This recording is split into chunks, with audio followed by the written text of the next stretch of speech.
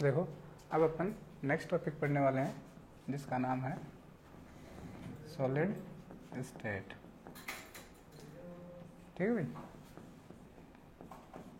देखो क्या होती है सॉलिड स्टेट, आपने पढ़ रखा है मैटर की 3 स्टेट होती है, solid, liquid and gas. Matter की 3 स्टेट होती है, सॉलिड, लिक्विड एंड गैस। ठीक है भाई। तो जो सॉलिड स्टेट होती है उसमें जो कंस्टिट्यूएंट पार्टिकल्स होते हैं, उनके बीच में फोर्स ऑफ अट्रैक्शन क्या होता है, बहुत ज़्यादा होता है। कंस्टिट्यूएंट पार्टिकल्स के बीच में फोर्स ऑफ अट्रैक्शन होता है वो वेरी स्ट्रॉन्ग होता है। ठीक है। और जो इंटरन्यूक्लियर डिस्टेंस होती है वो वेरी लेस होती है, ध्यान रखना, वेरी शॉर्ट होती है। किनमें? सॉलिड स्टेट में। ठीक है भाई, ध्यान रखना। तो ये तो आपकी कौन सी है, सॉलिड स्टेट। ऐसी एक होती है लिक्विड स्टेट। तो जो लिक्विड स्टेट होती है उनमें जो कंस्टिट्यूएंट पार्टिकल्स होते हैं उनमें फोर्स ऑफ अट्रैक्शन थोड़े वीक होते हैं as compare to solid state. ठीक है। क्या होते हैं? फोर्स ऑफ अट्रैक्शन वीक होते हैं as compare to solid state. और इनमें जो इंटरन्यूक्लियर क्या होती है, डिस्टेंस होती है, वो थोड़ी सी ज़्यादा होती है as compare to solid state. ठीक है भाई। और तीसरा अपने पास आता है गैसियस स्टेट।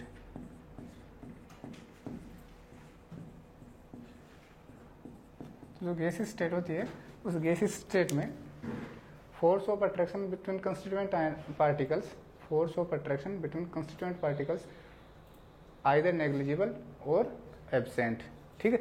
इनमें जो क्या होता है, जो फोर्स ऑफ अट्रैक्शन होता है कंस्टिट्यूएंट पार्टिकल्स के बीच में, वो क्या होता है, या तो न के बराबर होता है या फिर क्या होता है, एब्सेंट होता है। किसमें? गैसियस स्टेट में। ठीक है। इनमें क्लोज पैकिंग अरेंजमेंट पाया जाता है, इसमें इतना क्लोज पैकिंग अरेंजमेंट नहीं होता और यहाँ पे ऐसा कुछ भी नहीं होता है। जो सॉलिड स्टेट होती है उसमें कंस्टिट्यूएंट पार्टिकल्स के बीच में स्ट्रॉन्ग फोर्स ऑफ अट्रैक्शन पाए जाते हैं, ध्यान रखना, स्ट्रॉन्ग फोर्स ऑफ अट्रैक्शन पाए जाते हैं। यहाँ कंस्टिट्यूएंट पार्टिकल्स के बीच में क्या पाए जाते हैं, वीक फोर्स ऑफ अट्रैक्शन पाए जाते हैं। और यहाँ पे फोर्स ऑफ अट्रैक्शन क्या होते हैं, एब्सेंट होते हैं। ठीक है। यहाँ पे इंटरन्यूक्लियर डिस्टेंस वेरी शॉर्ट होती है, यहाँ पे इंटरन्यूक्लियर डिस्टेंस थोड़ी सी मतलब स्मॉल होती है। और यहाँ पे इंटरन्यूक्लियर डिस्टेंस लार्ज होती है, पार्टिकल्स क्या होते हैं, दूर दूर होते हैं। तो इनमें किसी भी प्रकार की फोर्स ऑफ अट्रैक्शन एब्सेंट होता है और इंटरन्यूक्लियर डिस्टेंस क्या होती है, दूर दूर होती है। ठीक है। अब इनकी कुछ प्रॉपर्टीज होती है, आपने पढ़ा होगा कि जो कंप्रेसिबिलिटी होती है, कंप्रेस करने की कैपेसिटी, क्या सॉलिड को आप कंप्रेस कर सकते हो? क्या सॉलिड को कंप्रेस कर सकते हो? सॉलिड को कंप्रेस अपन नहीं कर सकते। तो जो कंप्रेसिबिलिटी कैपेसिटी है वो सॉलिड में क्या होती है, एब्सेंट होती है। लिक्विड में बताओ, हाँ, लिक्विड में थोड़ी बहुत, बिल्कुल थोड़ी बहुत जो कंप्रेसिबिलिटी की कैपेसिटी होती है वो प्रेजेंट होती है। वैसे एब्सेंट ही मानो आप लगभग तो। और सबसे ज़्यादा जो कंप्रेसिबिलिटी की कैपेसिटी है वो किस में पाई जाती है, गैसेज में। किस में पाई जाती है, गैसेज में, ध्यान रखना। फिर आती है डिफ्यूजन की प्रॉपर्टी। तो डिफ्यूजन का मतलब है अपनी हायर कंसंट्रेशन से लोअर कंसंट्रेशन की ओर मूव करना, तो जो कंस्टिट्यूएंट पार्टिकल्स हैं उनमें तो स्ट्रॉन्ग फोर्स ऑफ अट्रैक्शन है। तो ये वाले पार्टिकल्स क्या डिफ्यूज हो सकते हैं? क्या बिल्कुल भी नहीं हो सकते। सॉलिड में डिफ्यूजन की प्रॉपर्टी एब्सेंट होती है, कभी भी नहीं पाई जाती है। ठीक है। तो यहाँ पे डिफ्यूजन प्रॉपर्टी क्या होगी, एब्सेंट। यहाँ पे या तो नेग्लिजिबल होगी या फिर एब्सेंट होगी। और डिफ्यूजन की प्रॉपर्टी सबसे ज्यादा किसमें पाई जाएगी, गैसेज में। किसमें पाई जाएगी, गैसेज में पाई जाएगी। ठीक है। ऐसे ही आप और देख सकते हो आप कोई भी डेंसिटी देख लो, वॉल्यूम देख लो, शेप देख लो, ज्योमेट्री देख लो। ठीक है। वॉल्यूम देखो, वॉल्यूम किसका फिक्स है, सॉलिड का वॉल्यूम फिक्स है क्या, बिल्कुल फिक्स है सॉलिड का वॉल्यूम। इसका भी वॉल्यूम फिक्स है, एक का वॉल्यूम फिक्स नहीं है। जो गैसेज होती है इनका जो वॉल्यूम होता है वो अकॉर्डिंग टू वेसल चेंज होता है। आपने गैस को एक बोतल में डाला तो बोतल का वॉल्यूम ऑक्यूपाई कर लेगी गैस। आपने गैस को एक बड़े कंटेनर में डाल दिया तो गैस उस कंटेनर का वॉल्यूम ऑक्यूपाई कर लेगी। तो गैस का वॉल्यूम क्या होता है, फिक्स नहीं होता। अब बात करते हैं किसकी, साइज की। ठीक है। किसकी, साइज की, शेप की। किसकी बात करते हैं अपन, शेप की। तो जो सॉलिड होते हैं उनकी शेप क्या होती है, फिक्स होती है। सॉलिड स्टेट एक ऐसे स्टेट है जिनकी शेप एंड वॉल्यूम दोनों क्या होते हैं, फिक्स होते हैं। शेप एंड वॉल्यूम दोनों क्या होते हैं, फिक्स होते हैं। लिक्विड की देखो, वॉल्यूम तो क्या था, फिक्स था, लेकिन शेप क्या नहीं है, फिक्स नहीं है। शेप क्या नहीं है, फिक्स नहीं है। मतलब जब कोई आपके पास लिक्विड है, उसका आपने 1 लीटर वॉल्यूम ले रखा है, तो उस लीटर वॉल्यूम को आप किसी में भी डालो, एक बड़े कंटेनर में डाल दो, एक छोटी बोतल में डाल दो, एक दूसरे किसी डब्बे में डाल दो, किसी में भी डाल दो, तो उसका जो वॉल्यूम है गैस का, सॉरी लिक्विड का जो वॉल्यूम है वो उस कंटेनर के हिसाब से हो जाएगा। तो शेप, उसकी शेप क्या होती है, शेप फिक्स नहीं होती है। अब बात करते हैं किसकी, गैसेज की। तो गैसेज का ना तो वॉल्यूम फिक्स होता है और ना ही क्या होती है, शेप फिक्स होती है। इनका कुछ भी फिक्स नहीं होता। ठीक है भाई, ओके। तो अपन ने ये इनकी जो प्रॉपर्टीज थी जिनको अपन डिफ्रेंशिएट कर सकते हैं, किसको, सॉलिड, लिक्विड एंड गैसेज को, उनको अपन ने पढ़ लिया है। डेंसिटी, डेंसिटी क्या होती है, मास ओवर वॉल्यूम, मास ओवर वॉल्यूम। इनका मास फिक्स है, वॉल्यूम भी क्या है, फिक्स है। तो ये कहा जाता है कि जो सॉलिड होते हैं उनकी डेंसिटी क्या होती है, ज़्यादा, फिर लिक्विड की, और सबसे कम किसकी होती है, गैसेज की डेंसिटी होती है। ठीक है, सबसे कम गैसेज की डेंसिटी होती है। तो ये डेंसिटी का हो गया। ऐसे ही और भी बहुत सारी प्रॉपर्टीज हो सकती है, उनको आप कंपेयर खुद कर सकते हो, कर लोगे। कौन कौन से, देखो पहला अपन ने क्या किया, शेप, दूसरा वॉल्यूम, तीसरा कंप्रेसिबिलिटी, चौथा डिफ्यूजन, पांचवा डेंसिटी, और फिर छठवा इंटरन्यूक्लियर डिस्टेंस, सातवां force of attraction between constituent ions या पार्टिकल्स। तो इतने सारे डिफरेंस अपन ने पढ़ लिए हैं। तो सॉलिड स्टेट अपनी जो क्या होती थी वो आपको समझ में आ गई होगी। ठीक है, किसी भी मैटर की ऐसी स्टेट जिसमें कंस्टिट्यूएंट पार्टिकल्स के बीच में स्ट्रॉन्ग फोर्स ऑफ अट्रैक्शन पाए जाते हैं और उनकी इंटरन्यूक्लियर डिस्टेंस होती है, वो क्या होती है, वेरी लेस। इंटरन्यूक्लियर डिस्टेंस क्या होती है, वेरी लेस। और जो डिफ्यूजन की प्रॉपर्टी है, और जो कंप्रेसिबिलिटी की प्रॉपर्टी है, वो क्या होती है, इनमें एब्सेंट होती है। क्या इनमें कोई मोशन पाए जाते हैं, क्या सॉलिड स्टेट में कोई मोशन पाए जाते हैं, कोई मोशन इनमें नहीं पाए जाते हैं। तो सॉलिड स्टेट में मोशन क्या होते हैं, एब्सेंट होते हैं। ठीक है, ओके। तो ये तो बेसिक इंट्रोडक्शन हो गया सॉलिड, लिक्विड और गैसेज का, और सॉलिड स्टेट आपने पढ़ लिया।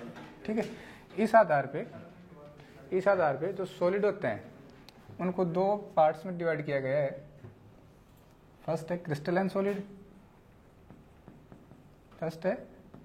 सॉलिड, और जो सेकंड है वो है amorphous solid.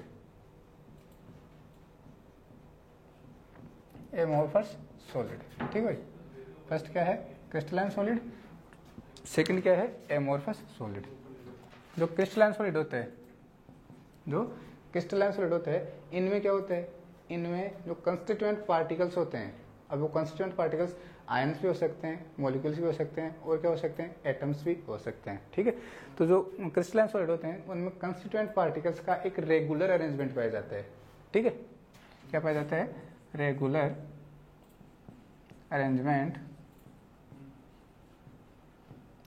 Arrangement of constituent particles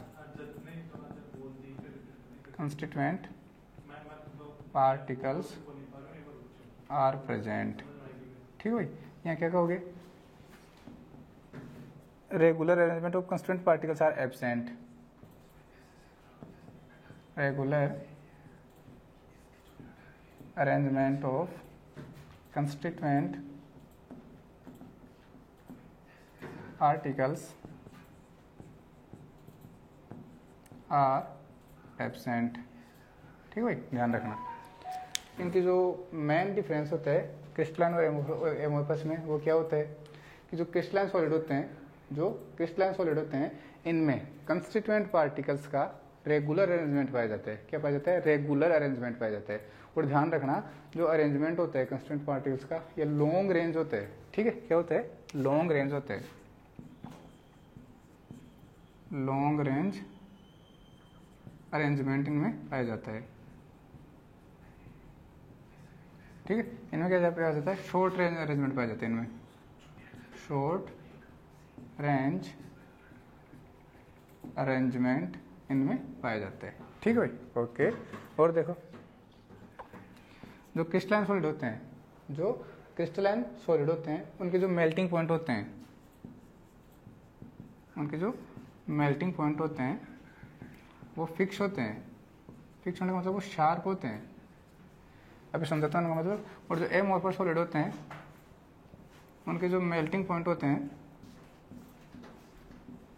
ठीक है, वो नॉट फिक्स होते हैं। क्या होते हैं, नॉट फिक्स। इसका मतलब क्या, देखो, जो क्रिस्टलाइन सॉलिड है, आपने क्या किया, एक मटेरियल लिया जरा सा, और उस मटेरियल को, ठीक है, उसका मेल्टिंग पॉइंट कैलकुलेट करते हैं। तो मेल्टिंग पॉइंट कैलकुलेट करने के लिए तो लैब में जब आप गए हो तो वहाँ पे एक एल्यूमिनियम ब्लॉक होता है इतना सा, ठीक है, इतना से क्या होता है, एल्यूमिनियम ब्लॉक होता है, ठीक है। और इसमें यहाँ पे एक होल होता है जरा सा ऐसे, जिसमें आप थर्मामीटर डाल देते हो। क्या डाल देते हो, थर्मामीटर। और नीचे एक ट्राइपॉड स्टैंड होता है, जिसके नीचे क्या लगा होता है, बर्नर लगा होता है। उस ट्राइपॉड स्टैंड के नीचे क्या लगा होता है, बर्नर लगा होता है। अब अपने को जिस भी सॉलिड का मेल्टिंग पॉइंट कैलकुलेट करना है, उस सॉलिड का बिल्कुल जरा सा अमाउंट, चावल के दाने के बराबर अमाउंट लेके अपन इस एल्यूमिनियम ब्लॉक के ऊपर रख देते हैं और नीचे से बर्नर को ऑन कर देते हैं। एक बार के लिए आप मान लो कि मैं आपको कह रहा हूँ कि जो यूरिया होता है आपका, उस यूरिया का मेल्टिंग पॉइंट कितना होता है, 80 डिग्री सेंटीग्रेड। ऐसा मैं अपने मान लिया, यूरिया का मेल्टिंग पॉइंट कितना होता है, 80 डिग्री सेंटीग्रेड। तो आपने जरा सा अमाउंट यूरिया का इसमें लिया और इसके ऊपर डाल दिया। जैसे नीचे से उसको बर्नर को ऑन किया आपने, तो जैसे आग लगी, अब ये गर्म होना स्टार्ट होगा, ठीक है। तो जैसे ये गर्म होगा, इससे जो थर्मामीटर है इसमें क्या होगा, इस थर्मामीटर में टेम्परेचर इंक्रीज होना स्टार्ट हो जाएगा, ठीक है। जैसे ही 80 डिग्री सेंटीग्रेड आएगा, जैसे ही टेम्परेचर कितना आएगा, 80 डिग्री सेंटीग्रेड आएगा, तो एकदम से आपका जो सॉलिड था आपने जो लिया था यहाँ पे, वो एकदम से पिघल जाएगा, मेल्ट हो जाएगा।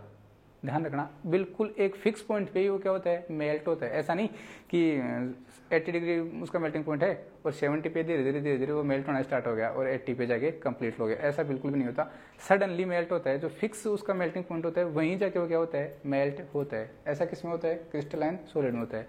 लेकिन जो एमोर्फस सॉलिड होते हैं, उनको आप क्या करते हो, जब आप उनको हीट करते हो, आप उनको, ठीक है, मेल्ट कराने के लिए कोशिश करते हो, तो वो क्या करते हैं, उनको जो एक फिक्स मेल्टिंग पॉइंट होता नहीं है, वो क्या करते हैं, पहले थोड़े डीले पड़ जाते हैं। जब आप उनको गर्म करोगे तो पहले क्या हो जाते हैं, वो थोड़े डीले हो जाते हैं, मतलब एक तरह से लचीले हो जाते हैं, वो कोमल हो जाते हैं। फिर उसके बाद में वो धीरे धीरे लिक्विड में कन्वर्ट होने लगते हैं। उसके बाद में वो कंप्लीटली क्या होते हैं, मेल्ट होते हैं। एक साथ कंप्लीटली मेल्ट वो नहीं होते। जैसे आपने देखा होगा ग्लास देखा ना, कांच।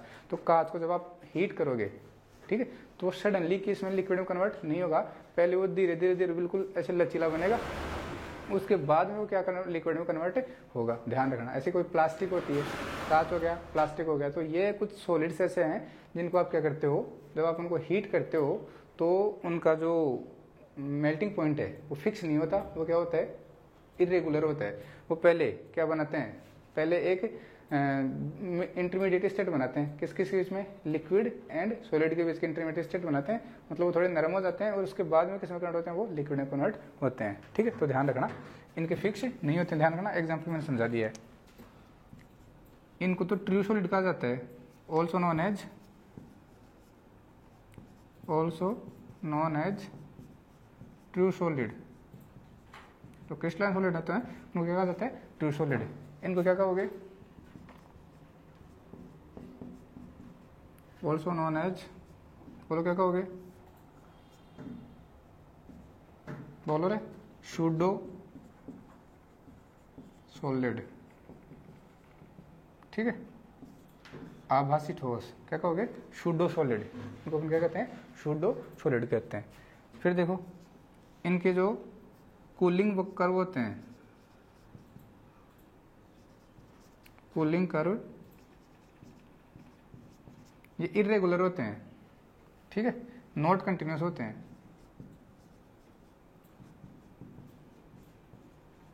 ये नॉट कंटिन्यूस होते कहने का मतलब है,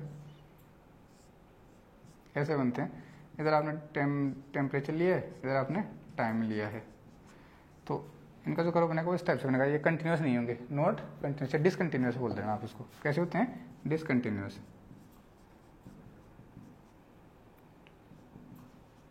और इनके जो कूलिंग कर्व होते हैं, इनके जो कूलिंग कर्व होते हैं वो कैसे होते हैं, कंटिन्यूस होते हैं। ध्यान रखना,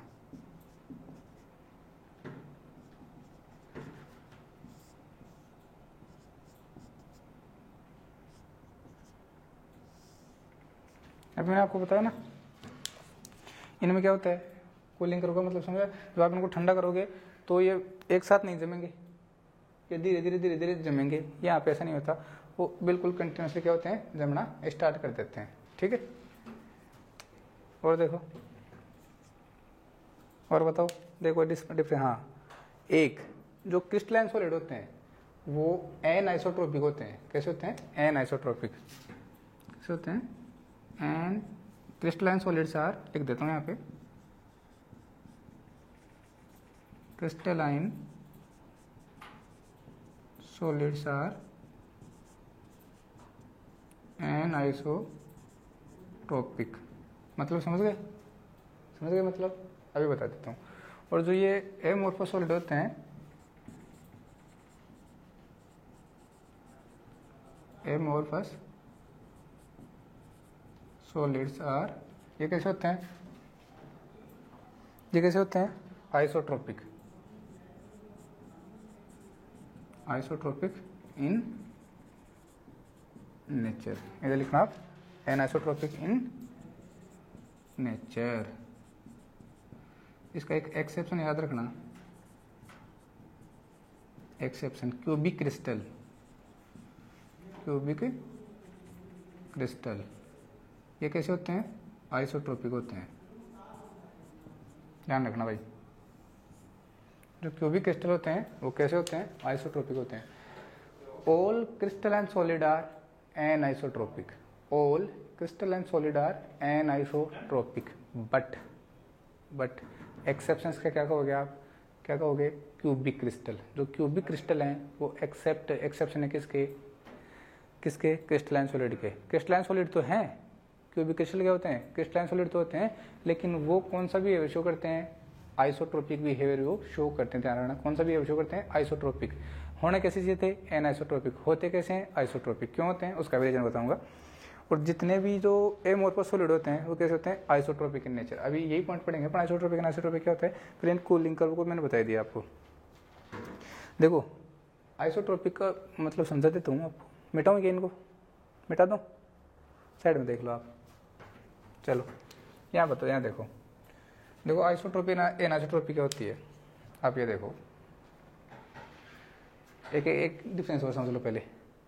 जब आप इनको किसी शार्प चीज से कट करते हो, ठीक है, जब आप क्रिस्टलाइन सॉलिड को कोई शार्प तेजदार वाले नुकीले चाकू से कट करते हो इनको, ठीक है, तो आपको क्या मिलती है? एक सिमेट्रिक लेयर्स आपको मिलती है। क्या मिलती है? सिमेट्रिक लेयर्स आपको मिलती है। लेकिन जब आप एमोर्फस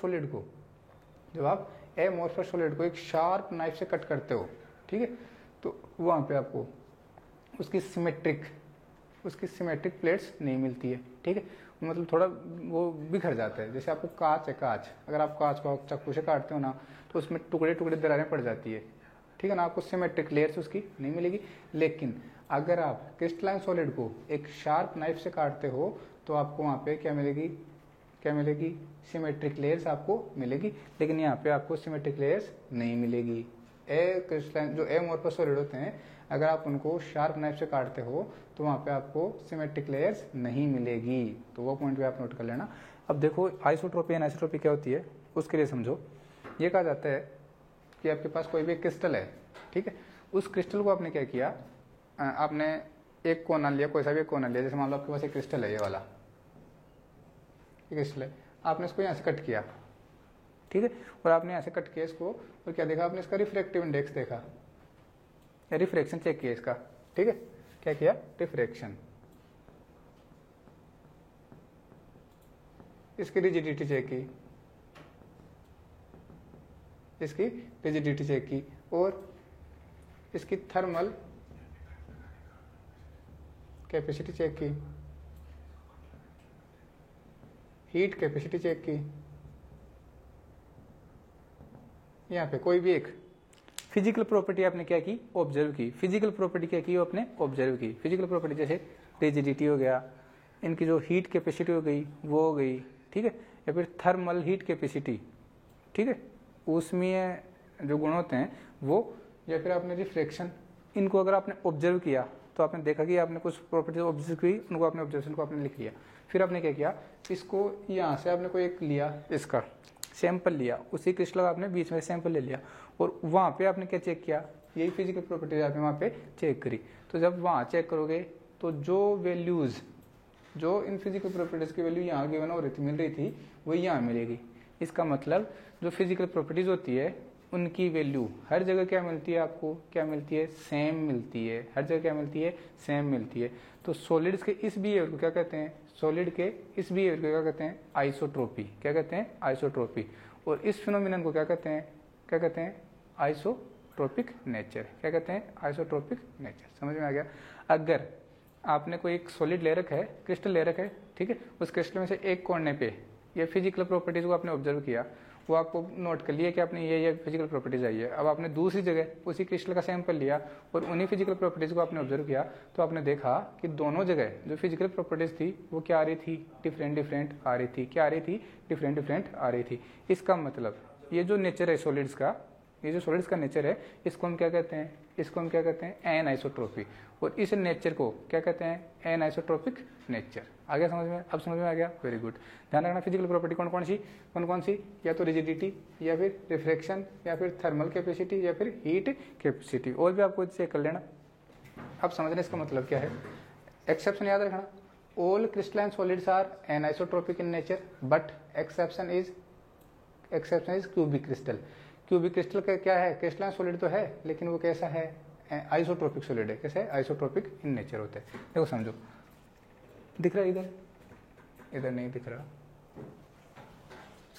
चलो यहाँ देखते हैं। देखो भाई, हमने क्या कहा था, जो भी आपके क्रिस्टलाइन सॉलिड होते हैं उनमें एटम्स का या कंस्टिट्यूएंट पार्टिकल्स का एक रेगुलर अरेंजमेंट पाया जाता है, और वो लॉन्ग रेंज अरेंजमेंट होता है। लिख लिया होगा अपन ने, ठीक है। लॉन्ग रेंज क्या होता है, अरेंजमेंट होता है। तो मैंने माना जो बड़े बड़े पार्टिकल्स हैं मैंने शॉर्ट में मान लिया कि आपके पास जो फर्स्ट पार्टिकल है वो कैसा है, डार्क है। फर्स्ट पार्टिकल कैसा है, डार्क है। सेकेंड पार्टिकल कैसा है, वाइट है। फिर थर्ड पार्टिकल, अब देखो रेगुलर अरेंजमेंट बता रहा हूँ अपन, रेगुलर अरेंजमेंट आपको आना चाहिए। तो रेगुलर अरेंजमेंट इसी टाइप से आ सकता है, ठीक है। एक ब्लैक एक वाइट, ठीक है, एक ब्लैक एक वाइट। तो ऐसे एक बार मैं आपको एक क्या बना देता हूँ, क्रिस्टलाइन सॉलिड का क्रिस्टल मैं आपको बना देता हूँ। फिर अपन चेक करते हैं इसमें आइसोट्रोपिक बिहेवियर और एनआइसोट्रोपिक बिहेवियर अपन इसमें चेक करते हैं, ठीक है। ओके, तो देखो भाई, बनाते रहना फटाफट, जितनी आपकी इच्छा हो उतने आप बना लेना। जरूरी नहीं है गिन गिन के मैंने जितने बनाए हैं उतने ही आप बनाओ। जितनी आपकी इच्छा हो आप उतने बना लेना, ठीक है भाई। ओके, लेकिन अरेंजमेंट कैसा होना चाहिए, रेगुलर। देखते जाना, अरेंजमेंट कैसा होना चाहिए, रेगुलर होना चाहिए।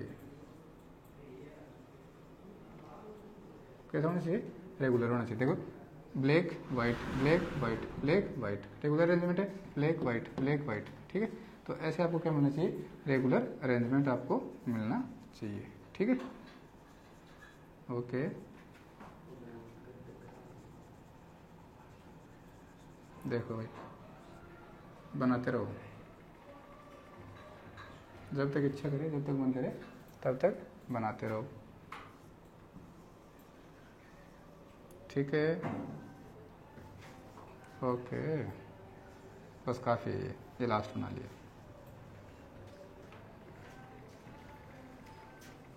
ठीक है भाई। तो देखो,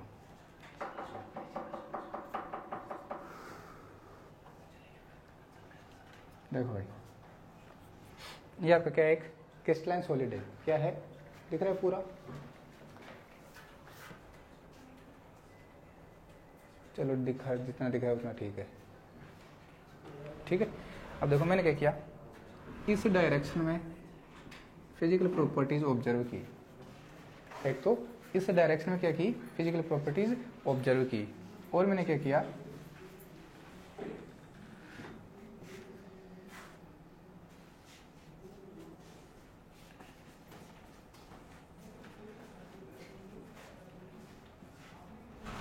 इस डायरेक्शन में फिजिकल प्रॉपर्टीज आपने क्या की, ऑब्जर्व की। तो आपने जब इस स्ट्रेट डायरेक्शन में फिजिकल प्रॉपर्टीज ऑब्जर्व की तो आपने क्या देखा, black white black white white black, मतलब एक कैसा है पैरेलल, सॉरी पैरेलल, क्या वो क्या बोलते हैं इसको, ये जो अरेंजमेंट आ रहा है आपको, ये कैसे देखो, एक ब्लैक एक वाइट, एक ब्लैक एक वाइट, इस प्रकार से अरेंजमेंट आ रहा है। तो आपने क्या एक्सपेक्ट की कि ऐसा ही अरेंजमेंट इस क्रिस्टलाइन सॉलिड में आपको हर जगह मिलेगा, ऐसा ही अरेंजमेंट हर जगह आपको मिलेगा। अगर ऐसा अरेंजमेंट आपको हर जगह मिलता है तो वो सॉलिड कैसा होता है, वो सॉलिड कैसा होता है क्रिस्टलाइन, सॉरी वो सॉलिड कैसा होता है आइसोट्रोपिक। कैसा होता है, आइसोट्रोपिक। और अगर आपको ऐसा अरेंजमेंट हर जगह नहीं मिले तो वो सॉलिड कैसा होगा, एन आइसोट्रोपिक। ठीक है, तो हमने क्या किया, देखा तो इस डायरेक्शन में जो आपके फिजिकल प्रॉपर्टीज आ रही थी या फिर जो अरेंजमेंट है वो देखो डिफरेंट डिफरेंट है क्या। और इस डायरेक्शन में आप देखो तो white white white white white white और black black black black black. देखो ध्यान से देखो आप, इस लाइन के लॉन्ग देखो, इस एक्सिस के लॉन्ग देखो आप, तो एक इस एक्सिस के लॉन्ग देखो, दोनों तरफ आपको क्या मिल रहा है, डिफरेंट एयर एनवायरनमेंट मिल रहा है। ठीक है, तो आपने क्या लिखा यहाँ पे, different environment, different environment along different directions. So this crystalline solid show anisotropic behaviour. ध्यान रखना भाई, ये जो फिगर है ये किसका है, एनाइसोट्रोपी इन क्रिस्टलाइन सॉलिड। ये जो मैंने क्रिस्टल बनाया है, ठीक है, ये जो मैंने अरेंजमेंट बनाया है ये किसका बनाया है, क्रिस्टलाइन सॉलिड का बनाया है। क्रिस्टलाइन सॉलिड में तो होता है रेगुलर अरेंजमेंट, क्रिस्टलाइन सॉलिड में क्या होता है, रेगुलर अरेंजमेंट होता है। ठीक है, तो ये रेगुलर अरेंजमेंट था किसका, कंस्टेंट पार्टिकल्स का। जब हमने यहाँ पे देखा फिजिकल प्रॉपर्टीज को ऑब्जर्व किया हर डायरेक्शन में, तो हमने देखा हर डायरेक्शन में क्या मिल रही है आपको, फिजिकल प्रॉपर्टीज डिफरेंट डिफरेंट मिल रही है। इसका मतलब इनमें कौन सी प्रॉपर्टीज होगी, एन आइसोट्रोपिक प्रॉपर्टीज होगी। कौन सी प्रॉपर्टीज होगी, एन आइसोट्रोपिक, इनकी नेचर होगी। ठीक है, वही तो होता है आइसोट्रोपिक। आइसोट्रोपिक का मतलब क्या है, आपको हर जगह फिजिकल प्रॉपर्टीज की वैल्यू क्या मिले, सेम मिले। क्या मिले, सेम मिले, तो वो कैसा होगा, आइसोट्रोपिक। ये मैंने क्रिस्टलाइन सॉलिड बनाया, और क्रिस्टलाइन सॉलिड कौन सा नेचर शो करते हैं, एन आइसोट्रोपिक नेचर वो शो करते हैं। ठीक है भाई, तो ये क्या हो गया, क्रिस्टलाइन सॉलिड का क्या हो गया, एन आइसोट्रोपिक नेचर हो गया। एक्सेप्शन याद रखोगे, क्यूबिक क्रिस्टल। एक्सेप्शन याद रखोगे, क्यूबिक क्रिस्टल। क्यूबिक क्रिस्टल कैसे होते हैं, क्यूबिक क्रिस्टल कैसे होते हैं, वेरी गुड, कैसे होते हैं, क्रिस्टलाइन सॉलिड तो होते हैं लेकिन वो आइसोट्रोपिक होते हैं। तो इसका रीजन सुन लो, क्वेश्चन बना के लिख लेना question. Cubic crystal are crystalline solid, cubic crystals are crystalline solid but show isotropic nature. Why, जो क्यूबिक क्रिस्टल हैं वो एक क्रिस्टलाइन सॉलिड हैं लेकिन वो आइसोट्रोपिक नेचर शो करते हैं। क्यों, तो इसका आंसर आप दोगे, cubic crystal are highly symmetric. Cubic crystal are highly symmetric, ध्यान रखना, जो क्यूबिक क्रिस्टल होते हैं वो हाईली सिमेट्रिक होते हैं। Due to this reason any physical property at any place are same. जो हाईली सिमेट्रिक नेचर होता है इसका, इस वजह से कोई भी फिजिकल प्रॉपर्टी होती है वो हर जगह क्या होती है, सेम होती है। इसकी वजह से जो क्यूबिक क्रिस्टल होते हैं इनका नेचर कैसा हो जाता है, आइसोट्रोपिक। कैसा हो जाता है, आइसोट्रोपिक। समझ में आ गया, वेरी गुड, समझ में आ गया होगा। अब कोई पूछ ले आपको, जो आपका ग्लास है, ठीक है, glass is known as super cooled liquid. Why, glass is called super cooled liquid. Why, उसको अतिशीतल द्रव्य कहते हैं। क्यों, तो हमने कहा कि glass is A amorphous solid. Question बता रहा हूं मैं, ध्यान रखना, क्वेश्चन लिख रहा हूं यहाँ पे। क्वेश्चन है, glass is a super cooled liquid. Why, समझाओ तो हमने क्या लिखा, glass is the example of amorphous solid। ठीक है, glass is the example of amorphous solid. So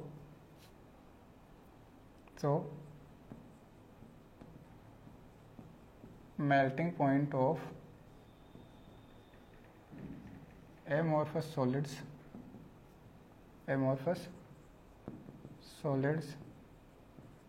are not fixed. ठीक है, अब आप लैंग्वेज बना रहे हैं, मैं आगे बोल रहा हूँ. हमने क्या कहा, जो ग्लास वो क्या एक एमोर्फस सॉलिड का एग्जांपल है. जो एमोर्फस सॉलिड होते हैं उनके मेल्टिंग पॉइंट क्या नहीं होते, फिक्स नहीं होते. तो जब आप इनको हीट करते हो मेल्ट करवाने के लिए, तो ये क्या करते हैं, पहले तो एक ढीले, अब ढीले को इंग्लिश में क्या बोलते हो आप थोड़ा सोच लेना, समझ लेना. पहले तो ये नरम हो जाते हैं, मुलायम हो जाते हैं, उसके बाद में ये किस में कन्वर्ट होते हैं, लिक्विड में कन्वर्ट होते हैं. ठीक है, तो इनकी जो विस्कोसिटी होती है, इनको बोलते हैं आप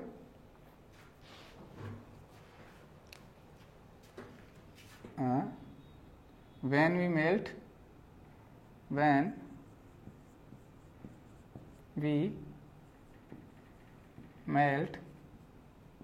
glass, then it will convert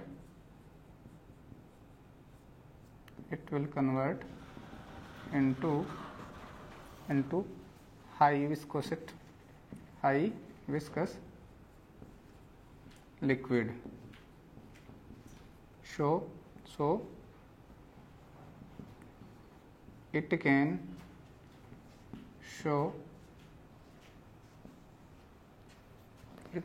show flowing nature.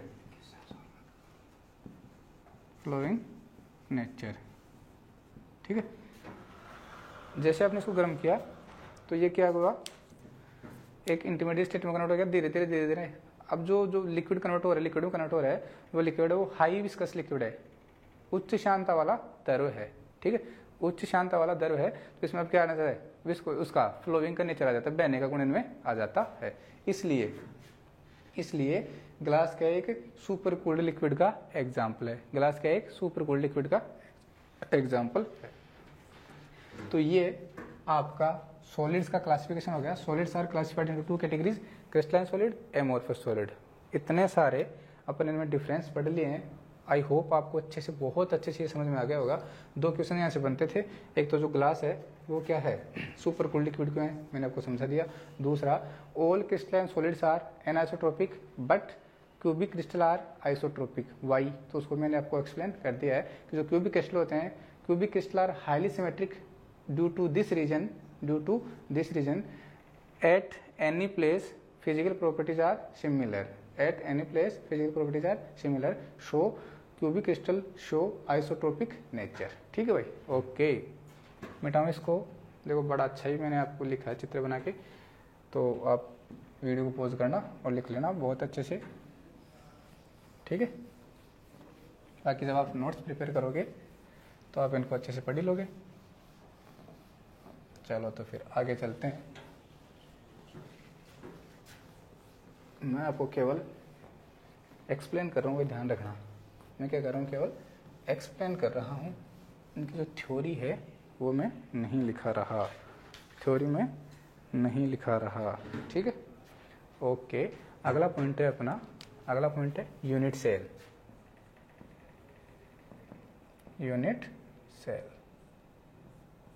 ठीक है भाई, क्या होती है यूनिट सेल. तो देखो, एक स्मॉलेस्ट यूनिट, ठीक है, एक स्मॉलेस्ट यूनिट जिसके स्पेस में रेगुलर रिपीटिशन से एक होल क्रिस्टल का फॉर्मेशन होता है. वो क्या कहलाती है, आपकी यूनिट सेल कहलाती है. समझ में आ गया. एक स्मॉलेस्ट यूनिट जिसके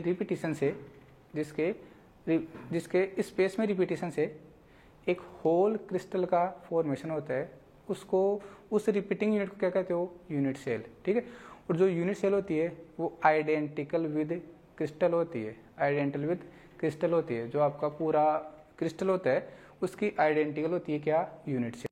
क्या होती है, आइडेंटिकल होती है यूनिट सेल. ठीक है, उसी की आइडेंटिकल होती है क्या, यूनिट सेल. ठीक है भाई, ओके.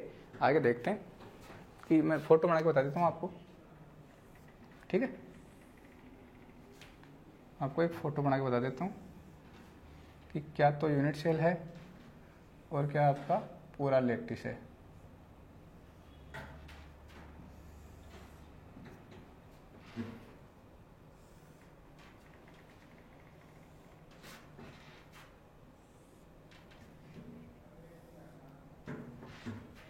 देखना भाई,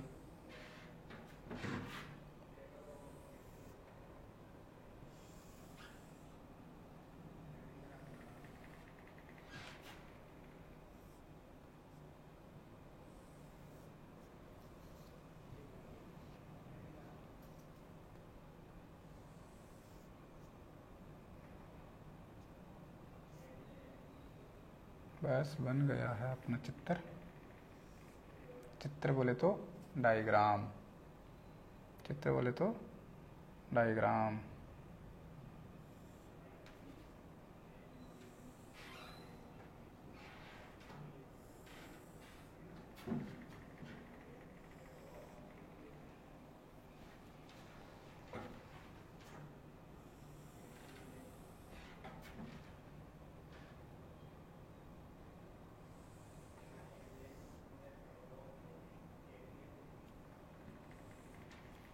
अरे यार क्या यार, सीधा नहीं बन रहा भाई। ठीक है, ये करो बस।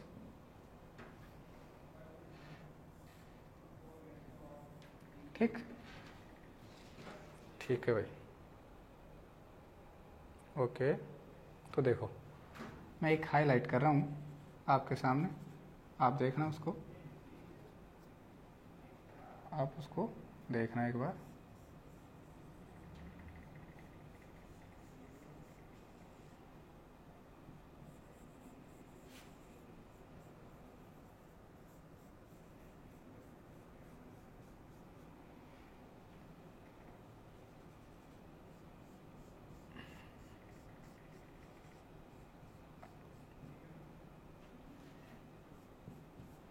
बस एक फोटो को देख लो आप तो,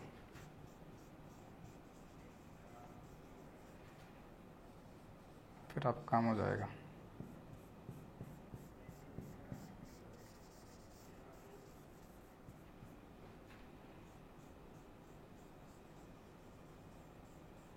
बस ये लो, देखो देखो इस फोटो को देखो ध्यान से, इस फोटो को आप बड़े ध्यान से देखो।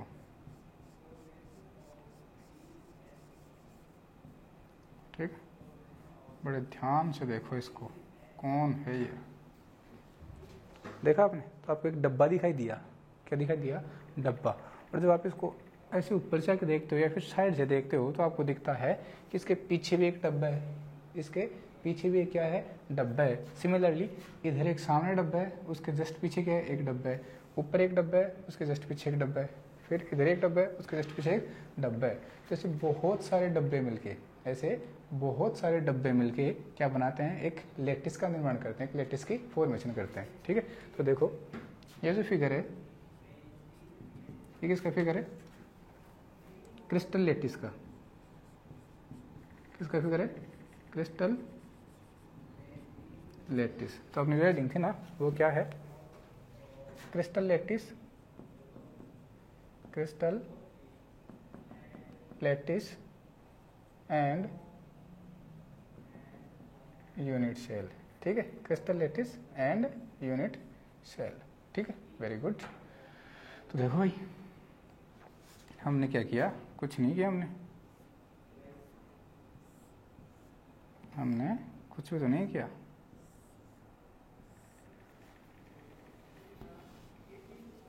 अगर हम नहीं कुछ किया होता तो आज हम यहाँ नहीं होते आपके सामने। ये क्या है? ये जो डब्बा था ना, इसको उठाया हमने और बाहर निकाल लिया। इस डब्बे को उठा के बाहर निकाल लिया। तो ये जो डब्बा है ये क्या है? यूनिट सेल है। क्या है? यूनिट सेल, जिसको आप कह सकते हो smallest repeating unit, smallest repeating unit. ठीक है, और ये जो यूनिट सेल है ये क्या है? ये क्या है, ये आइडेंटिकल है क्या, ठीक है, आइडेंटिकल विद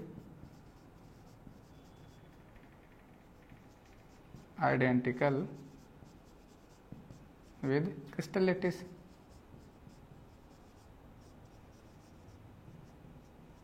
ठीक है, आप या फिर ये कह सकते हो कि ये जो आपका जो क्रिस्टल लैटिस है, ठीक है, ये आपका जो क्रिस्टल लैटिस है उसी का ये प्रतिरूप है, उसी का मॉडल है। ठीक है, उसी का क्या है, ये मॉडल ऑफ, आप ऐसे भी लिख सकते हो, model of crystal lattice, model of crystal lattice. मतलब जो यूनिट सेल होती है वो क्रिस्टल लैटिस का ही क्या है, मॉडल है, एक छोटा सा एक रिपीटिंग यूनिट है। हम क्या कह सकते हैं, इस स्पेस में एक ऐसी स्मॉलेस्ट यूनिट, एक ऐसी स्मॉलेस्ट यूनिट जिसके स्पेस में, स्पेस का मतलब 3D में रिपीटेशन से आपको एक क्रिस्टल लैटिस का फॉर्मेशन होता हो, तो उस रिपीटिंग यूनिट को क्या कहते हैं, यूनिट शेल कहते हैं। क्या कहते हैं, यूनिट शेल कहते हैं। और उस होल क्रिस्टल को क्या कहते हैं, उस होल क्रिस्टल को क्या कहते हैं, लैटिस। क्या कहते हैं, लैटिस। आगे समझ में। तो ये पूरा तो क्या है, क्रिस्टल लैटिस है, और इसकी जो स्मॉलेस्ट रिपीटिंग यूनिट है वो क्या है, ये यूनिट सेल है। तो ऐसा बहुत सारा, ऐसा नहीं, ऐसे इधर भी डब्बे उनके पीछे डब्बे उनके ऊपर डब्बे उनके आगे उनके पीछे, चारों तरफ क्या होते हैं, डब्बे लगे हैं। बहुत बड़ा क्या बनता है, क्रिस्टल लैटिस बनता है। तो हमने तो ये भी क्या ली है, ये भी एक यूनिट सेल ही लिए एक प्रकार से। अब ये मान लो कि बड़े सारे क्रिस्टल की क्या ले ली, यूनिट सेल, लेकिन मैं इसको पूरे को एक क्रिस्टल लैटिस मान रहा हूँ, इस पूरे को मैं क्या मान रहा हूँ, एक क्रिस्टल लैटिस मान रहा हूँ। तो इसकी स्मॉलेस्ट यूनिट मैंने आपको हाईलाइट कर रखी है। इसके पीछे वाली भी है, आप चाहो तो पीछे वाली को हाईलाइट कर सकते हो, मुझे उसमें कोई दिक्कत नहीं है। आ गया समझ में, वेरी गुड। डब्बा अच्छा लग रहा है, ठीक ठाक है सर, अच्छा तो नहीं है, हाँ ठीक ठाक ही मेरे को लग रहा है, ठीक है, ठीक ठाक ही मेरे को लग रहा है, अच्छा तो नहीं है, मिटाओ इसको। ओके, अब पढ़ते हैं अपन टाइप ऑफ यूनिट सेल। इधर लिख लें, इसको मिटाने का मन नहीं कर रहा, मैं इधर लिख लेता हूँ भाई, type of unit cell, types of unit cell. कक्षा 12 में आप इनको पढ़ के आए हो, कक्षा 12 में 11th-12th में पढ़ के आए हो आप इनको, तो लेकिन फिर भी ध्यान रखना। जो फर्स्ट है वो है SCC, नाम सबके बताऊंगा। सेकंड है BCC, थर्ड है ECC, फोर्थ है FCC। ठीक है, फर्स्ट है SCC, सेकंड है BCC, थर्ड है ECC, फोर्थ है FCC।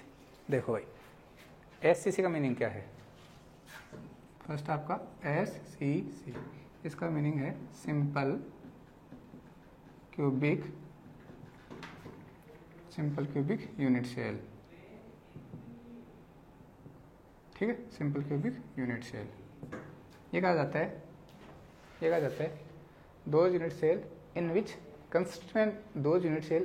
constituent particles are present at corners of unit cell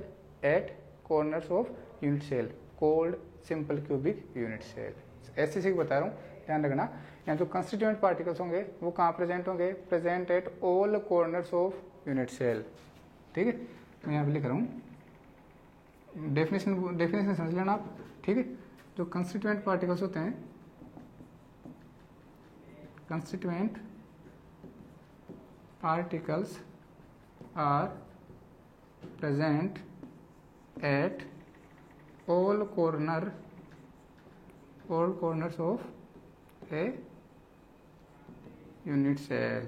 ठीक है भाई, called simple cubic unit cell। आप लिखोगे those unit cell in which constituent particles are present at all corners of unit cell called simple cubic unit cell। that means कुछ नहीं, डब्बा बनाओ। क्या सर आप भी डब्बा करते हो, अब्बा डब्बा। तो कॉर्नर्स कितने होते हैं क्यूब में, एक क्यूब में कॉर्नर्स कितने होते हैं, 8 होते हैं क्या, 1 2 3 4 5th 6th 7th 8th। ये क्या होते हैं, 8 कॉर्नर होते हैं क्यूब। ये रहा कोने, आपका जो रूम है उस रूम के जो कोने हैं वो देख लो आप, तो वो किसे कंपेयर हो गए, या तो चौक के डब्बे से या फिर आपके रूम से। ठीक है, ये हो गया आपके कंस्टिट्यूएंट पार्टिकल्स हो गए। अब कोई पूछे ये फिगर किसका है, सिंपल क्यूबिक यूनिट सेल का है। Number of atom per unit cell, number of atom per unit cell, इसके लिए number of atom per unit cell. अगर आपको कोई पूछे कि बताओ number of atom per unit cell कितने होते हैं,